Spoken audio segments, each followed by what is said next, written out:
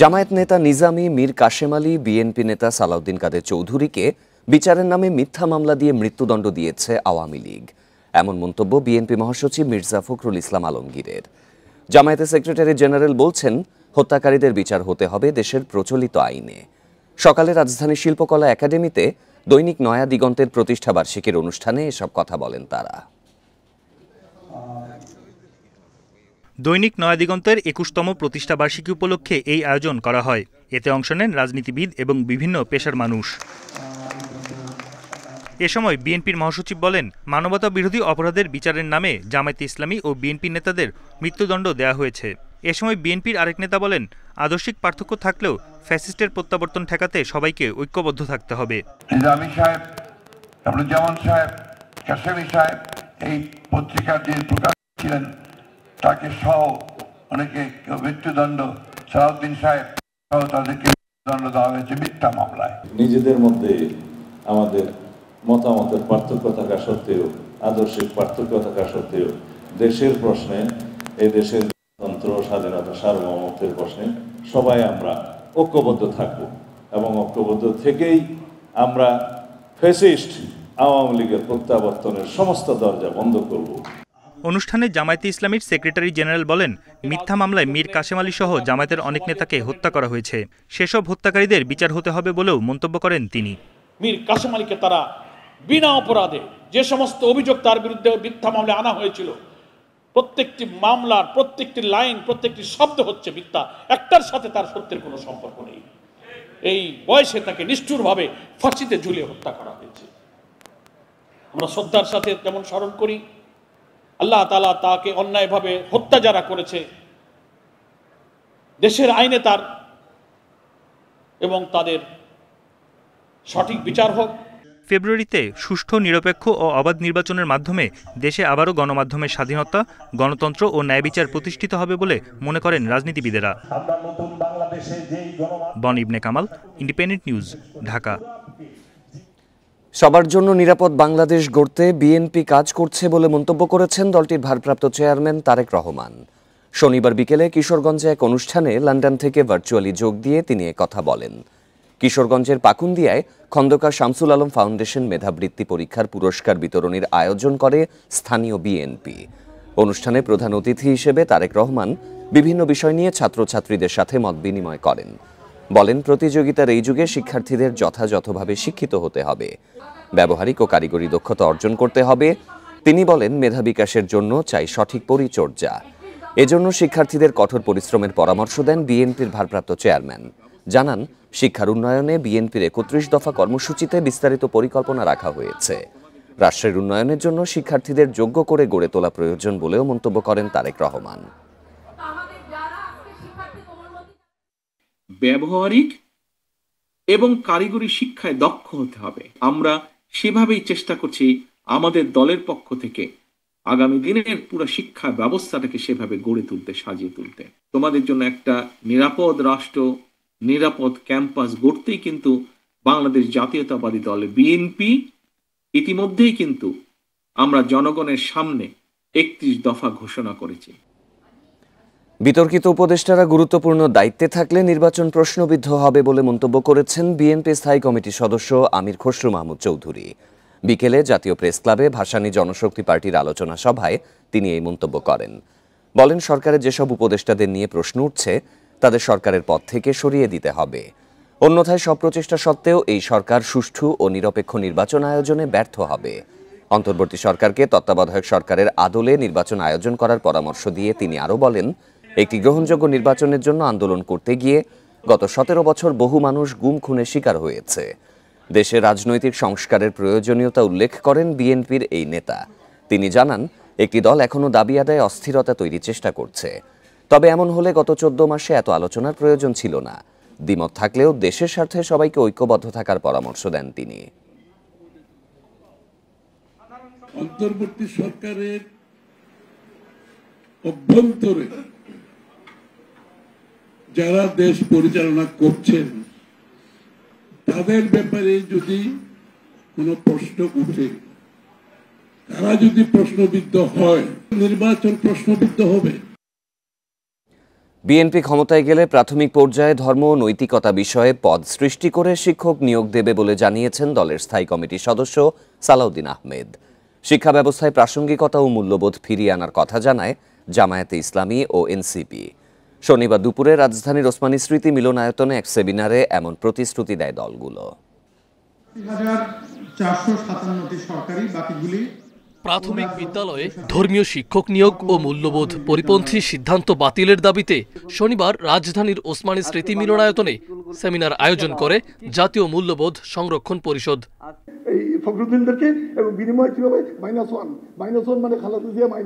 সেমিনারে বিএনপির স্থায়ী কমিটির সদস্য সালাউদ্দিন আহমেদ বলেন, বিগত ফ্যাসিস্ট আমলে শিক্ষা খাত ও ধর্মীয় মূল্যবোধে আঘাত হানা হয়েছে।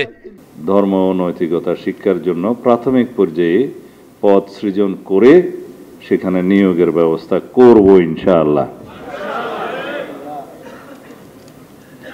সেই ক্ষেত্রে সকলেরই সহযোগিতা প্রয়োজন, জাতির ঐক্য প্রয়োজন।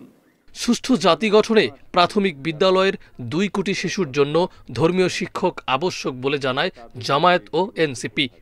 ক্ষমতায় গেলে শিক্ষা ব্যবস্থায় প্রাসঙ্গিকতা ও মূল্যবোধ ফিরিয়ে আনার কথা জানায় দল দুটি।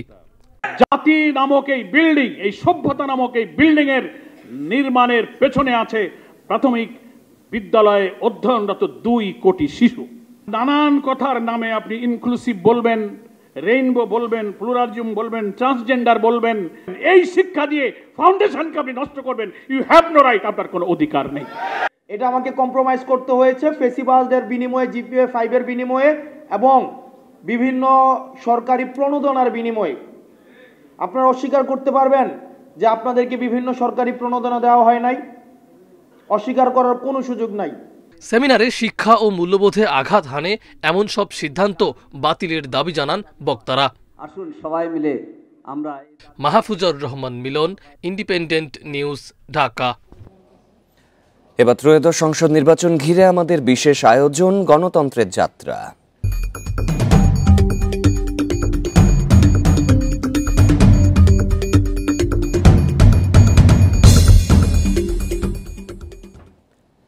বিএনপি জোটের প্রার্থী হয়ে ঢাকা 8 আসনে প্রার্থী হতে চান বিপ্লবী ওয়ার্কার্স পার্টির সাধারণ সম্পাদক সাইফুল হক। এ নিয়ে বিএনপির সাথে আলোচনা অনেকটাই এগিয়েছে বলেও জানান তিনি। তবে ভোট করতে চান প্রতীক কোদালে। তিনি জানান, এ পর্যন্ত 138টি আসনের প্রাথমিক প্রার্থী তালিকা চূড়ান্ত করেছে তাঁর দল। 8 আগস্ট 2022 গণতন্ত্র মঞ্চের আত্মপ্রকাশ। 7 সংগঠনের এই জোটের অন্যতম শরিক বিপ্লবী ওয়ার্কার্স পার্টি। সংসদ নির্বাচনে যাদের দলীয় প্রতীক কোদাল, এই প্রতীকে 2008 ও 2018 সালের নির্বাচনে অংশ নেয় দলটি। স্বৈরাচার পতন আন্দোলনে বিএনপির সঙ্গে যুগপথ আন্দোলনে সবসময় রাজপথে থাকা দলটি জুলাই আন্দোলনেও ছিল সক্রিয়। ফেব্রুয়ারিতে নির্বাচন সামনে রেখে এরই মধ্যে ভোটের মাঠে বিপ্লবী ওয়ার্কার্স পার্টি চূড়ান্ত করেছে 138টি আসনে প্রাথমিক প্রার্থী তালিকা। গণতন্ত্র মঞ্চগতভাবে আমরা প্রথম যে তালিকাটা প্রকাশ করেছি সেখানে 138 জনের নাম আমরা বলেছি। তবে বিএনপির সঙ্গে যখন আমরা আলোচনা করব বা অন্যান্য দলের সাথে, তখন নিশ্চয়ই তালিকাটা এত দীর্ঘ হবে না। এই প্রথম সংসদ নির্বাচনে অংশ নিতে চান দলের সাধারণ সম্পাদক সাইফুল হক। বিএনপির সঙ্গে সমঝোতা হলে মতিঝিল, শাহবাগ, রমনা, পল্টন, শাহজাহানপুর নিয়ে গঠিত ঢাকা 8 আসনে প্রার্থী হতে চান তিনি। গণতন্ত্র মঞ্চের যে নির্বাচন প্রার্থীদের তালিকা, সেখানেও আমার নামটা ঢাকা 8 আসনে গণতন্ত্র মঞ্চের দিক থেকেও ঘোষণা করা হয়েছে। এটা আমাদের বিএনপির সহ যুগপথের সকল শরিকদের, তারা সবাই মোটামুটি জানেন। এখন বাকিটা নির্ভর করবে গণতন্ত্র মঞ্চ, বিএনপি বা সবার সাথে আলাপ আলোচনা করে তারপরে এটাকে যাওয়ার জন্য। ফলে আমার জন্য প্রার্থী হিসেবে এটা একেবারেই নতুন অভিজ্ঞতা। 2026-এর নির্বাচনের মধ্য দিয়ে দেশ নতুন রাজনীতির পথে হাঁটবে বলে আশা করেন সাইফুল হক। জাতীয় নির্বাচন এবং গণভোটও আশা করি একই দিনে হবে। আমরা একটা এই নির্বাচনের মধ্য দিয়ে বাংলাদেশ তার একটা গণতান্ত্রিক অভিযাত্রার পথে হাঁটতে পারবে। Shahriar Anirban, Independent News, Dhaka. July গণঅভ্যুত্থানের মধ্য দিয়ে দেশ বিচার বহির্ভূত হত্যাকাণ্ড থেকে বের হতে পেরেছে বলে মন্তব্য করেছেন গৃহায়ন ও গণপূর্ত উপদেষ্টা আদিলুর রহমান খান। বলেন, পুরো দেশকেই গুম করেছিল ফ্যাসিবাদী শাসকরা। এ সময় গুম খুনে জড়িত সেনা কর্মকর্তাদের বিশেষ সুবিধা দেয়া হচ্ছে বলে অভিযোগ করেন ঢাকা বিশ্ববিদ্যালয়ের ভিপি সাদিক কায়েম। শনিবার রাজধানীতে মীর আহমদ বিন কাসেমের বইয়ের মোড়ক উন্মোচন অনুষ্ঠানে এসব কথা বলেন তারা। গুমের শিকার হয়ে ৮ বছর বন্দী থাকা বিভীষিকাময় দিনের স্মৃতি নিজের লেখা বইতে তুলে ধরেছেন মীর আহমেদ বিন কাসেম।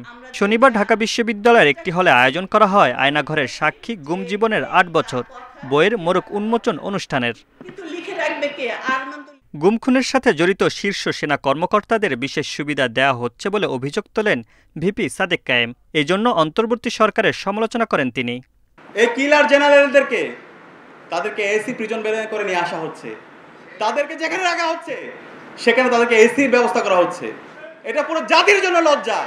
জুলাই বিপ্লব পরবর্তী আমরা এই ধরনের এই খুনি জেনারেলদের এই অবস্থা আমরা দেখতে চাই না। এই সময় গৃহায়ন ও গণপূর্ত উপদেষ্টা আদিলুর রহমান খান বলেন, আগামীতে দেশ চলবে জুলাই সনদের ভিত্তিতে, এই জন্য সবাইকে ঐক্যবদ্ধ থাকতে হবে। ফ্যাসিবাদ কিন্তু পরাজিত হলেও বারে বারে ফিরে আসার চেষ্টা করে। আমরা যেন তা একত্রিতভাবে ঐক্যবদ্ধভাবে, আমাদের মধ্যে বিভিন্ন মতের পার্থক্য থাকতে পারে, কিন্তু সবাই একত্রিত হয়ে যেন ফ্যাসিবাদের প্রতিহত করার কাজটা জারি রাখতে পারি। গুমের শিকার ভুক্তভোগী পরিবারের পাশে থাকার জন্য অন্তর্বর্তী সরকারের প্রতি আহ্বান জানান মীর আহমেদ বিন কাসেম।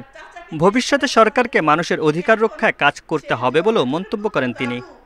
একজন মানুষের অধিকার, সে যতই ক্ষমতাশীল ব্যক্তি হোক, সে যতই ক্ষমতাশীল দল হোক, সে যতই অধপত্যবাদী শক্তি হোক, আমার দেশের মানুষের অধিকার কেউ কোনোদিন নিতে পারবে না। এমন দেশ গড়ার কাজে আমরা আসুন সবাই একসঙ্গে ঝাঁপিয়ে পড়ি। জামাত নেতা ও ইসলামী ছাত্র শিবিরের প্রতিষ্ঠাতা সভাপতি মীর কাসেম আলীর ছেলে মীর আহমেদ বিন কাসেমকে 2016 সালের 10 আগস্ট রাজধানীতে নিজের বাসা থেকে তুলে নেওয়া হয়। পরে 2024 সালে শেখ হাসিনা পতনের পরদিন মুক্তি পান তিনি। Mamunur Rahman, Independent News, Dhaka. July সনদ বাস্তবায়নের খসড়া ও পরিধি জাতির কাছে পেশ করার পর তা দেখে সন্তোষজনক হলেই কেবল এতে স্বাক্ষর করবে এনসিপি। দুপুরে ঐকমত্য কমিশনের সাথে আলোচনা শেষে সাংবাদিকদের কথা জানান দলটির সদস্য সচিব আখতার হোসেন। বলেন, ঐকমত্য কমিশন জুলাই সনদ বাস্তবায়নে একটি আদেশ তৈরি করেছে। এটা একটা অগ্রগতি হলেও এর মূল বক্তব্য না জেনে মন্তব্য করবে না তার দল। ৮ মাসের আলোচনা শেষে 25টি দল সই করলেও জুলাই সনদ বাস্তবায়ন প্রক্রিয়া খোলাসা না করায় সই করেনি জাতীয় নাগরিক পার্টি এনসিপি। শনিবার দলটির সদস্য সচিব আখতার হোসেনের নেতৃত্বে 5 সদস্যের প্রতিনিধি দল ঐকমত্য কমিশনে আসেন। সনদ বাস্তবায়ন নিয়ে আলোচনা করতেই আসেন তারা। আলোচনা শেষে আখতার জানান, জুলাই সনদ বাস্তবায়নের খসড়া ও পরিধি না জেনে সই করবে না এনসিপি। জুলাই সনদ বাস্তবায়নের যে আদেশ, সে আদেশের ড্রাফট, সে আদেশের বিষয়বস্তু, সে আদেশের পরিধি, প্রত্যেকটা জিনিস জাতির কাছে উপস্থাপন করতে হবে। এই জুলাই সনদ সেটা জনগণের সার্বভৌম অভিপ্রায়ের অভিব্যক্তি হিসেবে ডক্টর মোহাম্মদ ইউনূস সরকার প্রধান হিসেবে এটাকে জারি করবেন। জুলাই সনদ নিয়ে দীর্ঘ আলোচনার পরেও একটি দল এর অস্তিত্ব মুছে দিতে চায়, এমন অভিযোগ করেন আখতার হোসেন। বলেন, আরেক দল চায় সনদ ভেস্তে যাক। এক দল তারা জুলাই সনদের স্বাক্ষর মুছে দেওয়ার সুযোগ খুঁজছে, আরেকটি দল জুলাই সনদের বাস্তবায়নকে ভেস্তে দেওয়ার সুযোগ খুঁজছে। এমতো অবস্থায় জাতীয় নাগরিক পার্টি এনসিপি মনে করে জুলাই সনদকে পরিপূর্ণ বাস্তবায়নই কেবলমাত্র এই সংকট থেকে আমাদেরকে উত্তরণ ঘটাতে পারে।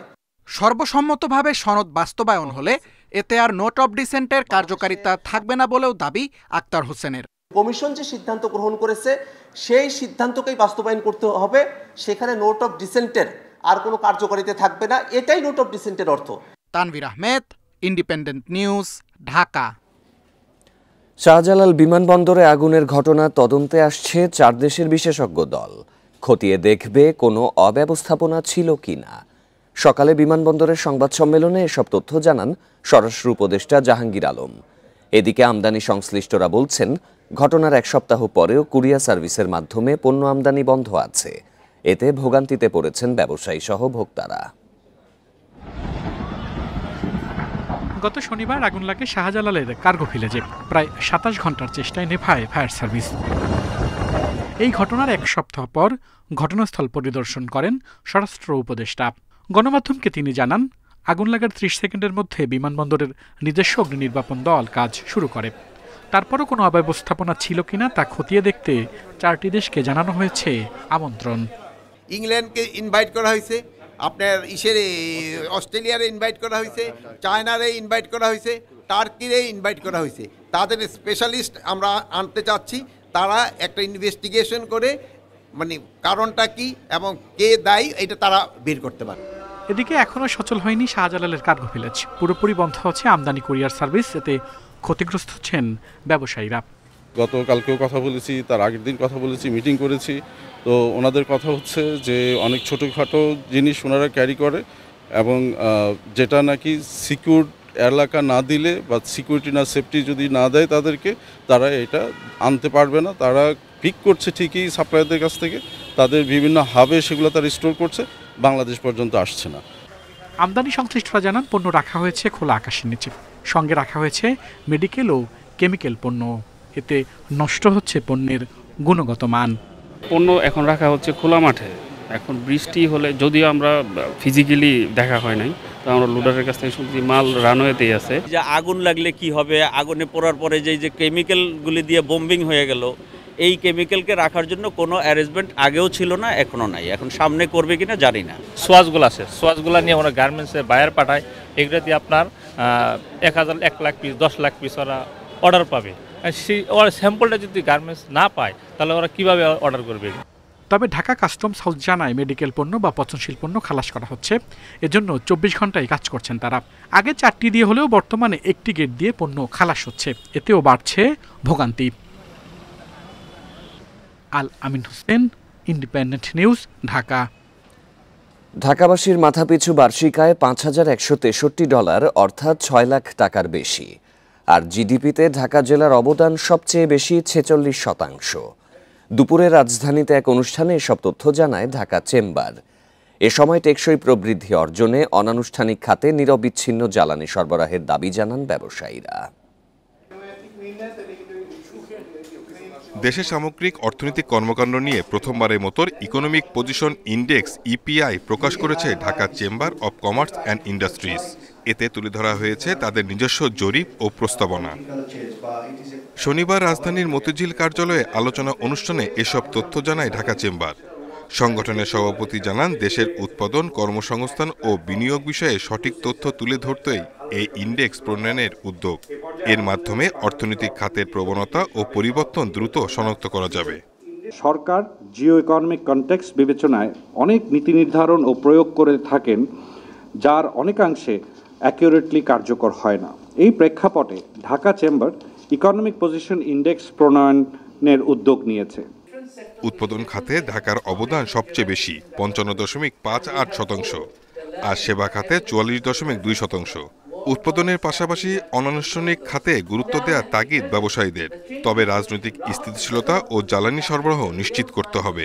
আমরা জানি আমাদের কোথায় কোথায় চেঞ্জ করতে হবে।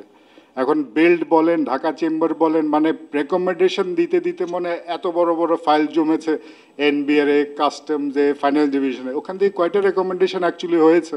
ওই রেকমেন্ডেশন যদি করতেন তাহলে আপনি ইন্ডেক্সটা, ইন্টারন্যাশনাল ইন্ডেক্সে আমরা অনেক এগিয়ে যেতাম।